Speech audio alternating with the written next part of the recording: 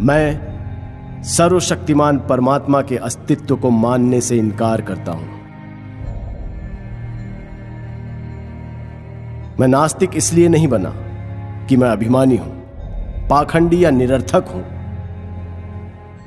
मैं ना तो किसी का अवतार हूं, ना ईश्वर का दूत, और ना ही खुद परमात्मा।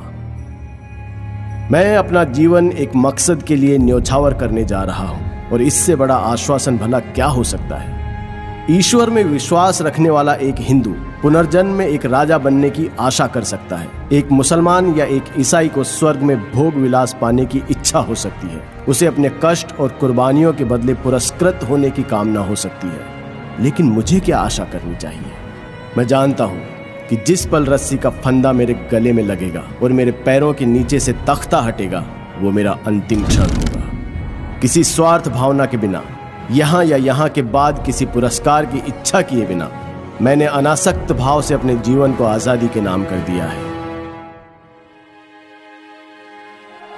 हमारे पूर्वजों को जरूर किसी सर्वशक्तिमान में आस्था रही होगी कि उस विश्वास के सच या उस परमात्मा के अस्तित्व को जो भी चुनौती देता है, उसे काफिर या पाखंडी कहा जाता है।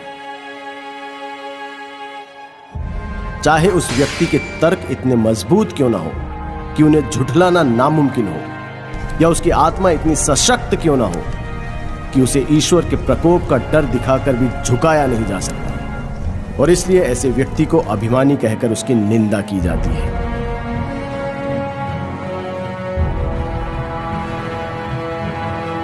मैं घमंड की वजह से नास्तिक नहीं बना।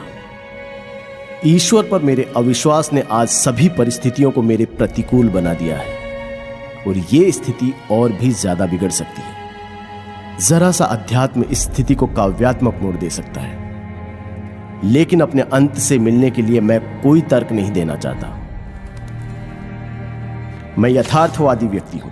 अपने व्यवहार पर मैं सिर्फ तर्कशील होकर विजय पाना चाहता हूं। भले ही मैं हमेशा इन कोशिशों में कामयाब नहीं रहा हूं, लेकिन यह मनुष्य का कर्तव्य है कि वो कोशिश करता रहे, क्योंकि सफलता तो संयोग और हालात पर ही निर्भर करती है। आगे बढ़ते रहने वाले प्रत्येक व्यक्ति के लिए जरूरी है कि वो पुरानी आस्था के सभी सिद्धांतों में दोष ढूंढे। उसे एक एक कर पुरानी मान्यताओं को चुनौती देनी चाहिए। उसे सभी बारीकियों को परखना और समझना चाहिए। अगर कठोर तर्क वितर्क के बाद वो किसी धारणा तक पहुंचता है, तो उसके विश्वास को सराहना चाहिए। उसके तर्कों को गलत या झूठा भी समझा जा सकता है, पर संभव है कि उसे सही ठहराया जाएगा, क्योंकि तर्क ही जीवन का मार्गदर्शक है। लेकिन विश्वास, बल्कि मुझे कहना चाहिए कि अंधविश्वास बहुत घातक है।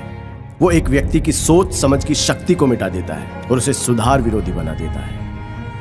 जो भी व्यक्ति खुद को यथार्थवादी कहने का दावा करता है, उसे पुरानी मान्यताओं के सच को चुनौती देनी होगी, और यदि आस्था तर्क के प्रहार को सहन न कर पाए तो वो बिखर जाती है। यहां अंग्रेजों का शासन इसलिए नहीं है क्योंकि ईश्वर ऐसा चाहता है, बल्कि इसलिए है क्योंकि उनके पास ताकत है और हम में उसका विरोध करने का साहस नहीं है। अंग्रेज ईश्वर की मदद से हमें काबू में नहीं रख रहे हैं, बल्कि वो बंदूकों, गोलियों, पुलिस और सेना के सहारे ऐसा कर रहे हैं, और सबसे ज्यादा हमारी बेपरवाही की वजह से।